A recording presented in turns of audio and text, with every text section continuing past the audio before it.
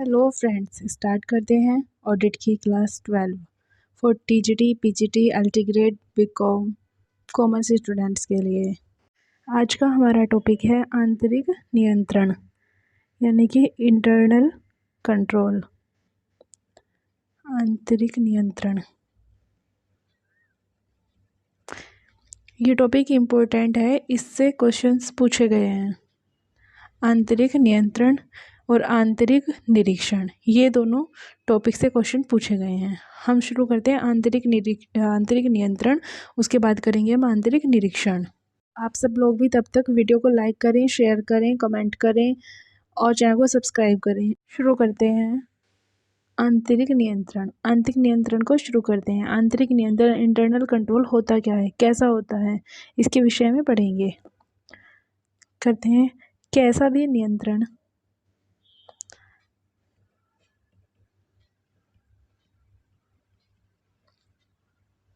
कैसा भी नियंत्रण, चाहे वह आर्थिक हो,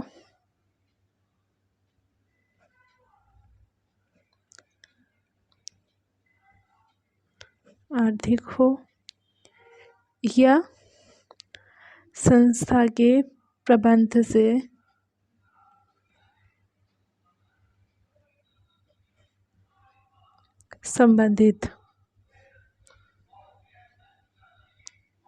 संबंधित हो,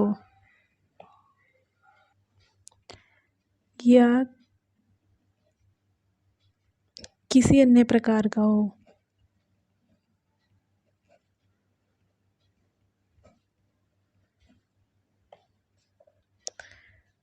आंतरिक नियंत्रण कहलाता है।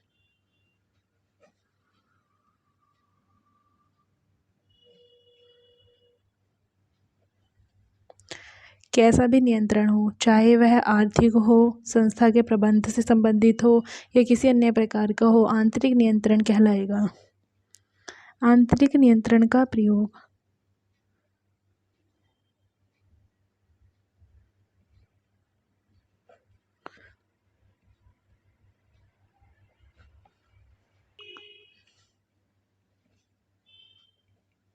आंतरिक नियंत्रण का प्रयोग विस्तृत अर्थ में किया जाता है।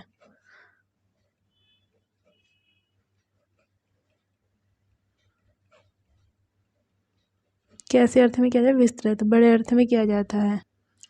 और इसके अंतर्गत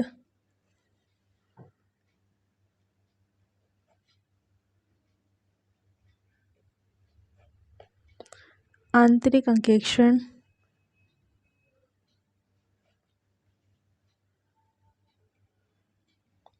इसके अंतर्गत आंतरिक अंकेक्षण, आंतरिक निरीक्षण,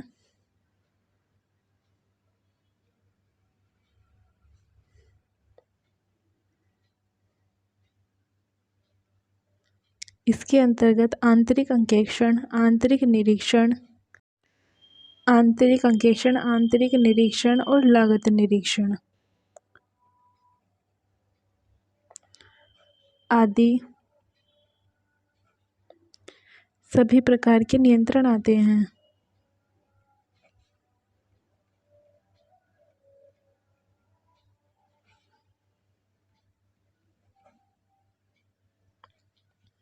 कैसा नियंत्रण होता है? आर्थिक भी हो सकता है, संस्था के प्रबंध से संबंधित भी हो सकता है, किसी अन्य प्रकार का भी हो सकता है।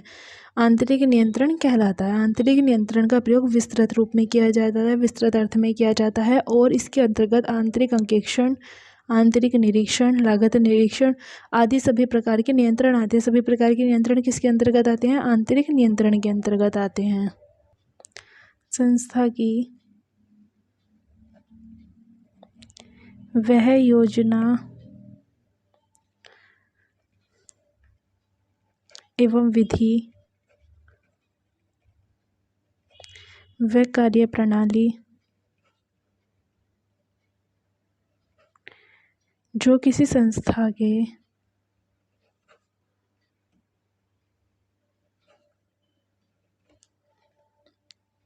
प्रबंध द्वारा अपनाई जाती है,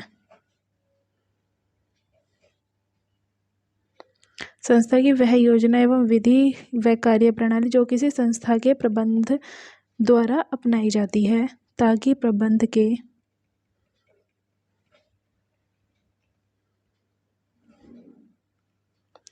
उद्देश्यों की प्राप्ति की जा सके। उद्देश्यों की प्राप्ति की जा सके और यह सुनिश्चित किया जा सके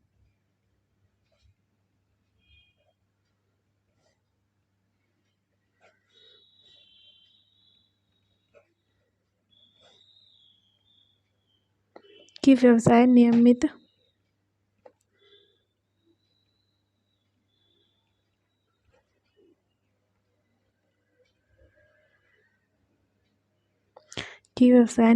एवं प्रभावी रूप से चलाया जा रहा है।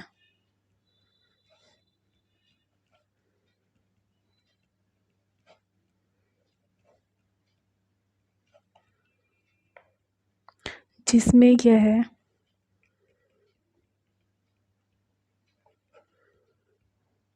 संबद्धता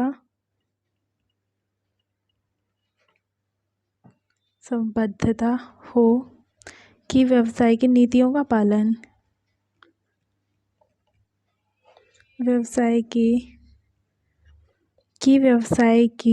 नीतियों का पालन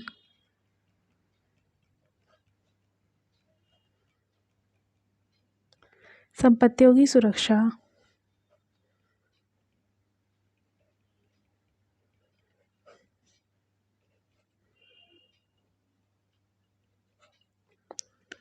त्रुटि एवं कपटों की रोकथाम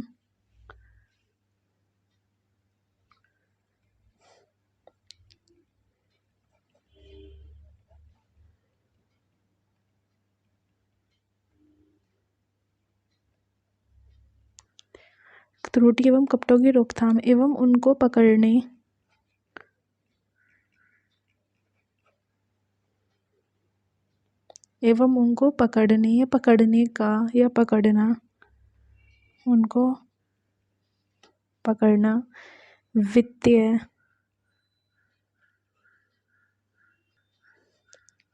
लेखों की पूर्णता एवं शुद्धता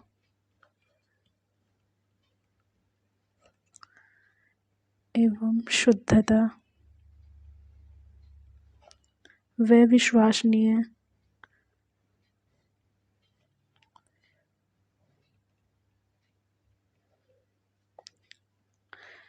विश्वसनीय वित्तीय सूचनाओं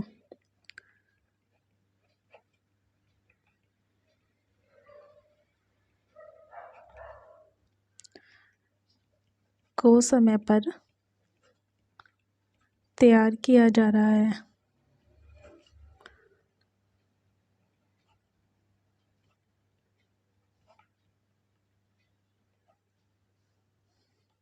संस्था की वह योजना एवं विधि व कार्य प्रणाली जो किसी संस्था के प्रबंध द्वारा अपनाई जाती है, किसी संस्था के प्रबंध मैनेजमेंट द्वारा अपनाई जाती है विधि और योजना ताकि प्रबंध के उद्देश्यों की प्राप्ति जो हमारे उद्देश्य निर्धारित किए गए हैं, जो हमारी प्लानिंग की गई है, उनको प्राप्त किया जा सके और यह सुनिश्चित किया जा सके कि व्यवसाय नियमित एवं प्रभावी रूप से चलाया जा रहा है, जिसमें यह संबद्धता हो कि व्यवसाय की नीतियों का पालन भी किया जा रहा है, संपत्तियों की सुरक्षा भी की जा रही है, त्रुटियों एवं कपटों की रोकथाम भी की जा रही है और उनको पकड़ना और उनको पकड़ा भी जा रहा है। अगर त्रुटि और रोकथाम हो रही है तो उनको रोका भी जा रहा है। वित्तीय लेखों की पूर्णता है, शुद्धता भी है। विश्वसनीय वित्तीय सूचनाओं को समय पर तैयार किया जा रहा है। उनके वित्तीय लेखों की पूर्णता और शुद्धता, विश्वसनीय वित्तीय सूचनाओं को समय पर ही तैयार किया जा रहा है। सब चीज़ों को रोका जा रहा है, सही किया जा रहा है। वित्तीय सूचनाओं को समय पर तैयार भी किया जा रहा है। आंतरिक नियंत्रण की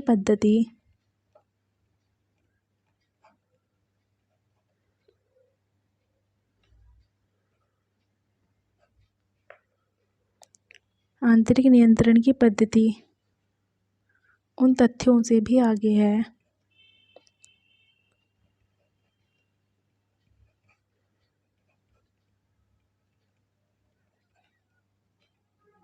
जिनका प्रत्यक्ष संबंध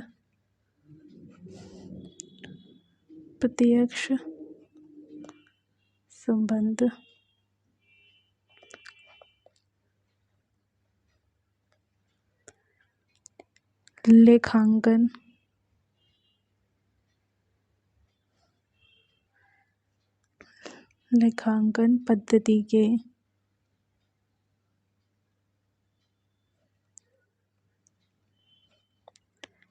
कार्यों से है। आंतरिक अंकेक्षण का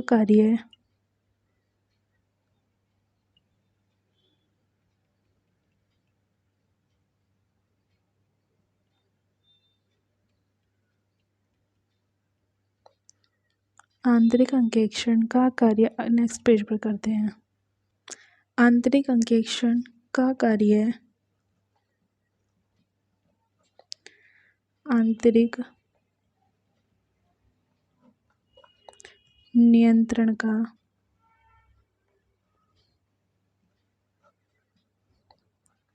एक पृथक अंग है।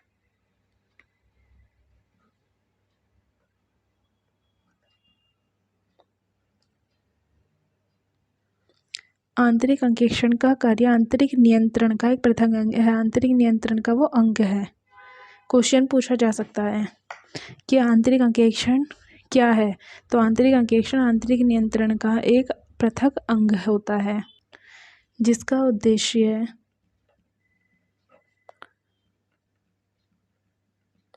यह निर्धारण करना होता है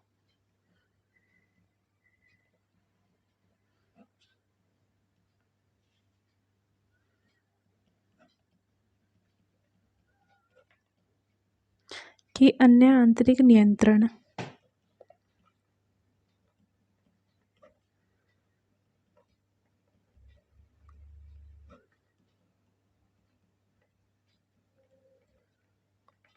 सुचारू रूप से बनाए गए हैं।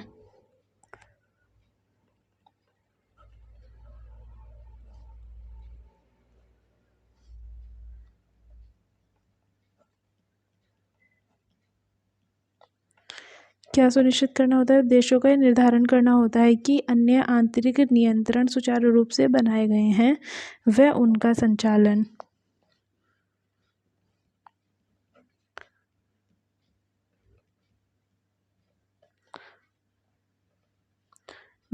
संचालन उचित प्रकार से किया जा रहा है।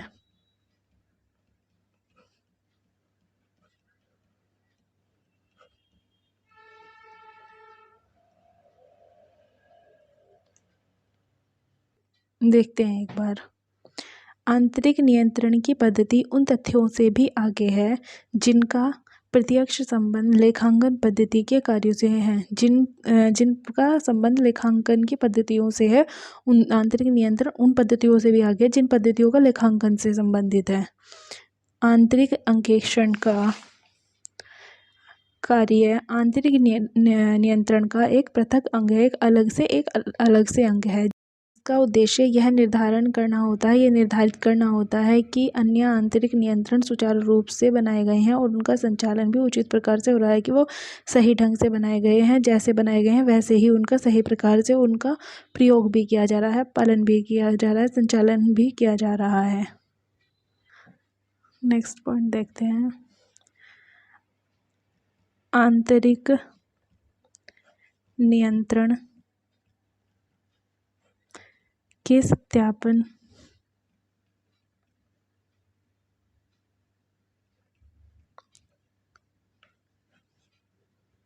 से संबंधित बातें।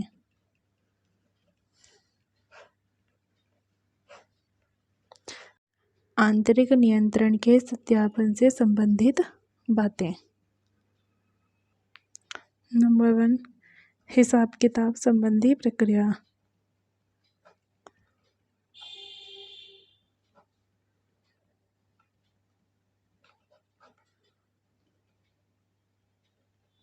हिसाब किताब संबंधी प्रक्रिया जिसमें ये देखा जाता है, अध्ययन किया जाता है कि कमजोरियां देखनी होंगी, इसके अंतर्गत वे कमजोरियां देखनी होंगी जिससे गड़बड़ी की संभावना हो सकती है। जिनसे गड़बड़ी हो सकती है वो सारी कमजोरियां, वो सारे पक्ष हिसाब किताब की प्रक्रिया में देखने होते हैं। नंबर 2, अधिकार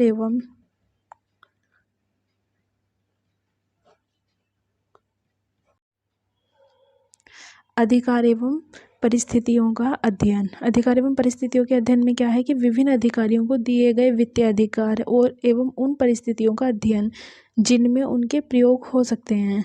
जिन स्थितियों में, जिन परिस्थितियों में उनके प्रयोग हो सकते हैं उनका अध्ययन किया जाए, उनका प्रयोग कैसे हो रहा है ये देखा जाए।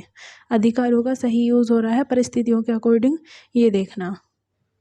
नंबर 3, कार्यों पर निरीक्षण।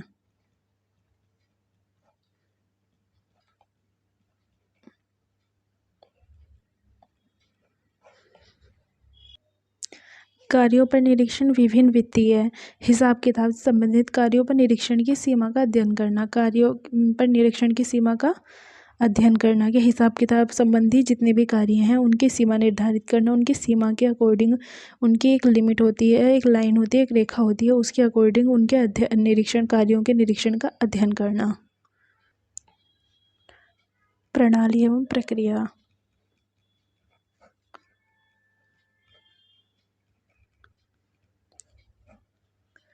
प्रणाली एवं प्रक्रिया। क्या कोई ऐसी जांच की व्यवस्था का प्रयोग किया जा रहा है जिससे हिसाब किताब की प्रणाली और प्रक्रिया की सफलता से जांच हो सके?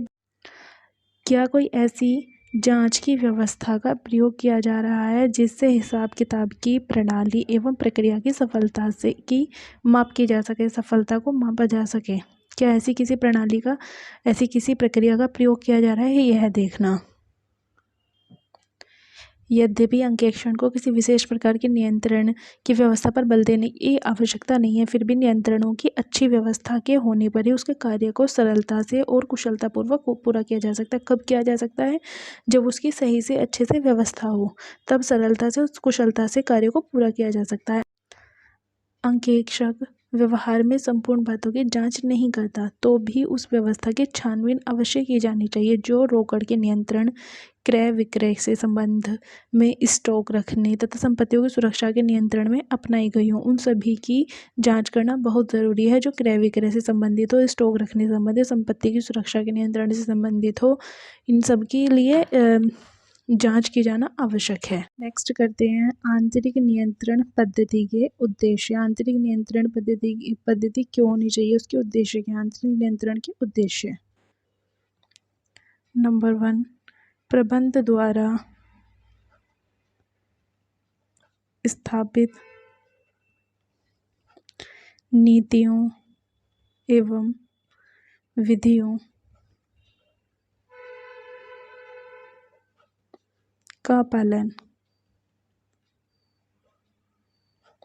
ये देखना कि प्रबंध ने जो नीतियाँ तैयार की हैं, जो विधियाँ बनाई हैं, उनका पालन किया जा रहा है या नहीं किया जा रहा है। उनके पालनों का उनका पालनों का उल्लंघन तो नहीं किया जा रहा है, पालन सही से फॉलो हो रहे हैं, उचित तरीके से उनका प्रयोग किया जा रहा है। जिस तरीके से वो बनाए गए हैं क्या उसी तरीके से प्रयोग में आ रहे हैं? क्या कर्मचारी उसे उसी तरीके से प्रयोग में ले रहे हैं? उनका स्वरूप तो नहीं बदल गया है। नंबर 2, संपत्तियों की सुरक्षा।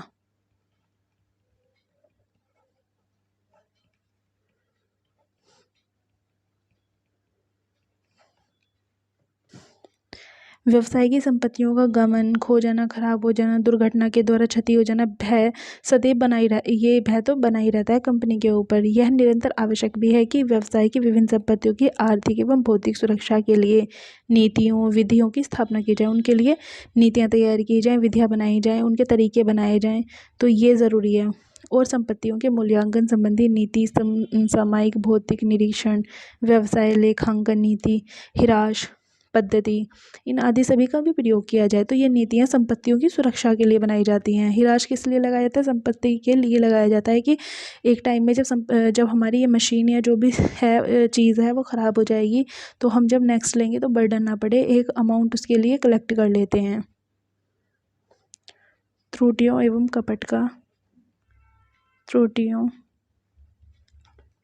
कपट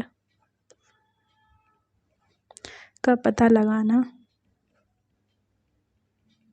एवं उनको रोकना।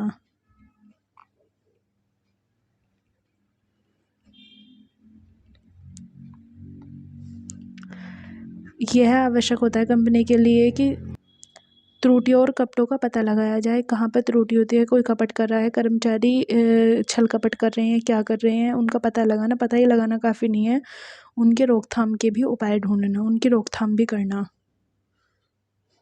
नेक्स्ट, लेखों की शुद्धता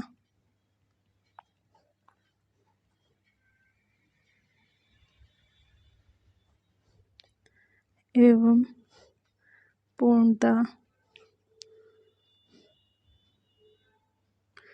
एवं आवश्यक सूचनाओं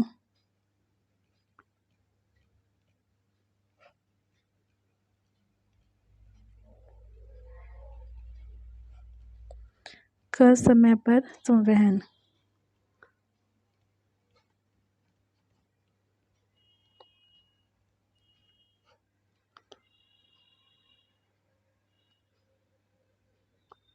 समझ आ रहा होगा ना क्या लिखा है? पेन खराब नहीं है, दवाई लग गई है यहाँ पर हाथ से। लेखों की शुद्धता एवं पूर्णता एवं आवश्यक सूचनाओं का समय पर संवहन। ये क्या होता है? प्रबंधकों द्वारा व्यवसाय की क्रियाओं के सफल संचालन के लिए उनके निर्णय लेने पड़ते हैं। सफल संचालन बनाने के लिए कुछ निर्णय लिए जाते हैं। निर्णयों के आधार पर व्यावसायिक सूचनाएं होती हैं। सूचनाओं के संप्रेषण यानी कि कम्युनिकेशन से पूर्व सुनिश्चित किया जाता है कि सूचनाएं प्रदत्त की जा रही हैं वे पूर्ण रूप से सत्य हैं या पूर्ण रूप से सत्य नहीं हैं, अन्यथा इन सूचनाओं के आधार पर लिए गए निर्णय व्यर्थ चले जाएंगे। अगर ये सूचनाएं सही नहीं है, सत्य नहीं है, तो उस पर किए गए जो काम है वो व्यर्थ ही चला जाएगा। उन सूचनाओं को प्रदान करने के लिए आंकड़ों में समयांकों की पूर्णता, शुद्धता, समय पर सूचना संप्रेषण तभी संभव है जब इस संबंध में कुशल आंतरिक नियंत्रण व्यवस्था संस्थान में विद्यमान हो। आज की क्लास को यहीं पर एंड करते हैं। क्लास पसंद आई तो लाइक करें, शेयर करें, कमेंट करें, चैनल को सब्सक्राइब करें।